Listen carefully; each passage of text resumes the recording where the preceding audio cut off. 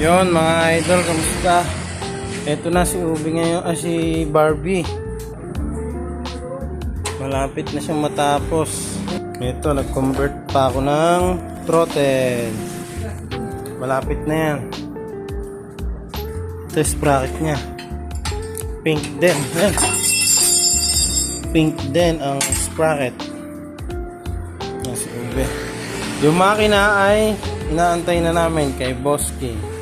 Ito, nagpipinta tropa. Nagpipaint remover. Dahil magpipinta daw kami ng pink din. Hindi naman natin lalagay ang pink. Ano? Plastic yan. Anong plastic? Pwedeng hindi na, pwedeng lagay. May nabibiling ganyang maganda. Tapos ito si Ube. Ready na rin yan. Nirefresh na yan. Ito po yung head niya ngayon. Yung mga idol. Konting pasilip sa port. Pasilip tayo ng konti sa port. Yun mga idol, ang port. Log B. Yun o.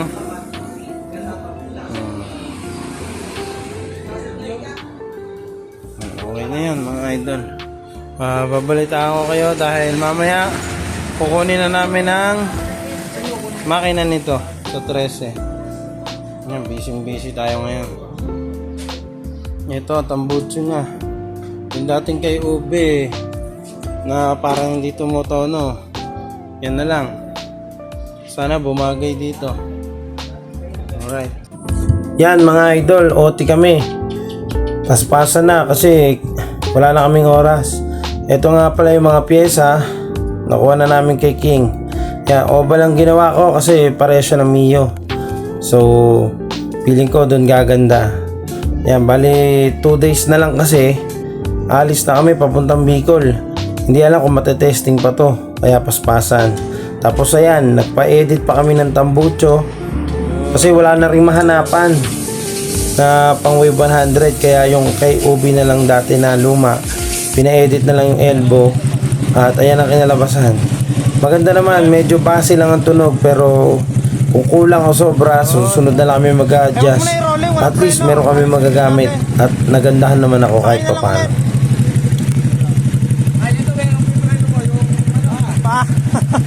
Baka dumiretso pa yan. Mag-weld yun eh. At ayan na nga, brake na nga yung dalawang motor. Tinapatan na lang namin ng electric fan magkabilang black para hindi naman mag-init. Tapos maghapon sila, umaga hanggang hapon, hanggang gabi, hanggat kaya nananakbo yan na ganan para mahabol agad yung braking.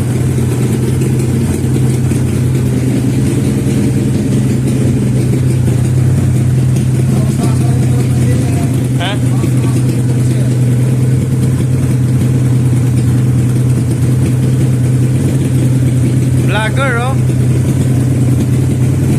Kamusta? Ito si 130 natin. Tsaka si Ube. Bali ito, paalis na kami papuntang Bicol. Kumain pa kasi daan. Gawa ng birthday ng lola ko. Bali ayan. Nandito kami sa Tagaytay. Rerekta na kami ng Bicol. Tapos na kami kumain. Nandun, hantay ko na lang sila foreman. May-ari nito 130. Tapos habang inatay sila, nagawa tayo ng CDI. Kasi itong 130, ganito na yung CDI nito eh. Ayan, tatlo din yan. Maganda. So nagsubo kami kahapon ng stock CDI. Maganda rin. So ito na lang yung gagamitin ko. Kasi pula lang sa Bicol. kailangan medyo mababa lang yung timing. Kaya hindi muna natin magagamit yung pitch bike. So ito lang ang ginawa natin ngayon. Sige, update ko kayo mamaya dahil babiyahin na kami. Rekta na kami Bicol mga idol. Ayan, good luck sa atin.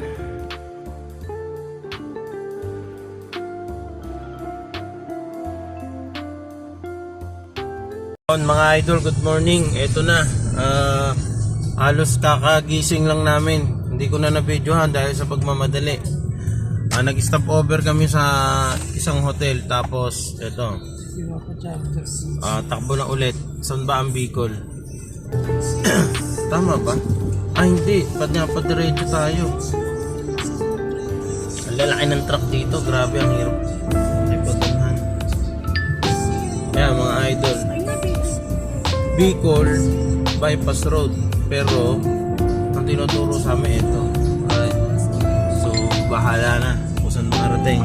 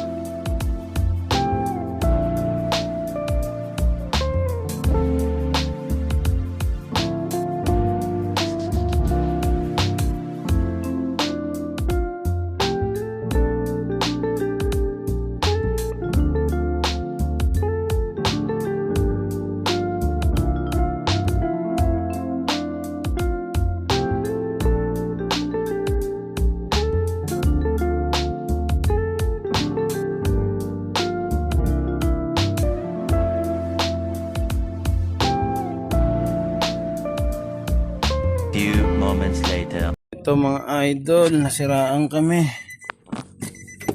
May check engine siya. Tapos nasa malayong lugar pa kami.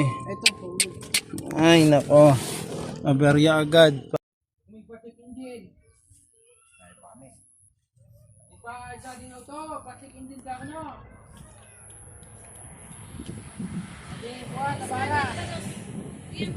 Ha? Oo, yun, meron.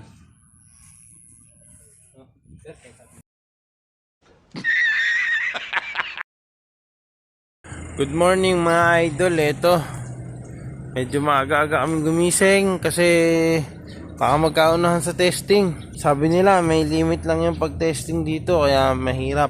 Kailangan mauna ka. Paalis na kami. Testing lang tong dalawa. Ito sila Kuya Jo. Ayun, tropa. Guys na rin. Mag-almusal lang daw. Mauna na kami. Testing namin yung oras. Pag hindi nagbago, pahinga na. Ang nagbago, sakit sa ulo. Alright. Aray yun. Sana hindi magbago mga idol. Una na kami mga idol. Dito tayo sa racetrack BDRC. At ayan na nga mga idol, nasa racetrack kami. Bale testing agad kasi naulan yan. Bale pagka tumitila ng konti, ayan bumabanat kami kasi kahit papano makakapit na yung gulong dyan eh. Kasi ang lakas ng ulan kanina. Yeah. Wala kayo sa GC? Ba? Wala kayo sa GC? GC? Sa group chat? Wala po. Pinagpapawala kasi magpatakbo dito ng mabilis. Ay oo, sorry yun. Sige, well, wala mo na. Huwag na ulitin. Sabihan ko. At ayun na nga, napagalitan kami kasi ito si Ryder tumesting doon sa may parkingan. Naiintindihan natin yun, kaya humingi agad ako ng pasensya na mali natin.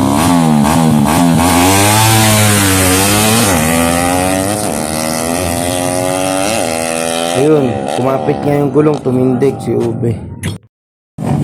At ayan, si Barbie naman ang sunod na pinatesting ko para malaman kasi ito hindi ito na-testing sa amin eh. Baga hindi na orasan. Pagka buo, diretso na kami dito sa Bicol. Na-testing, rolling lang, braking pa nun. Kaya dito ko nagpapa-testing ng maganda.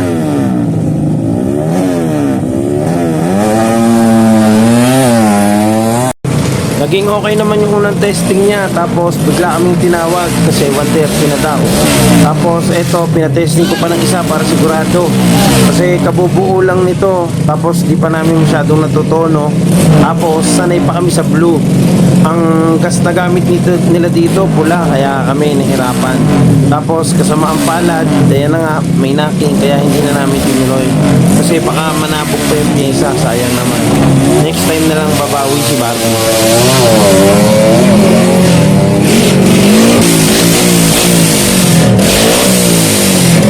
After ng 1:30, eto, 1:50 na agad. Kaya pinatesting ko si Ube para malaman kung may problema pa rin. Tapos goods naman yung takbo niya, kaya laban na.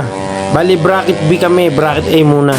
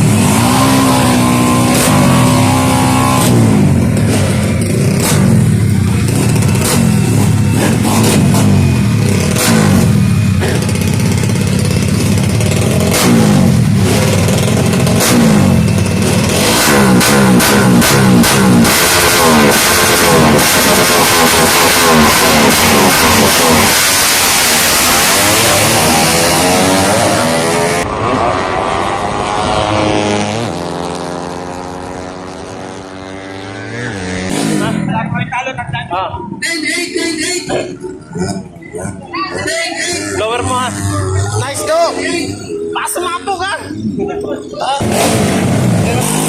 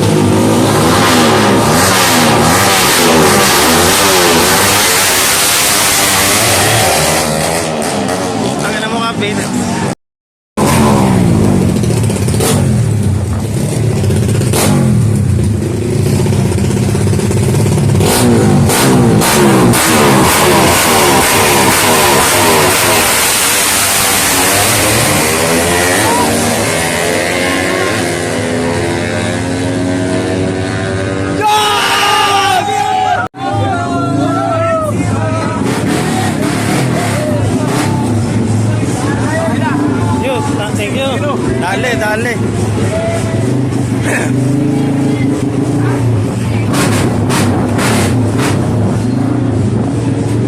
Dale, no?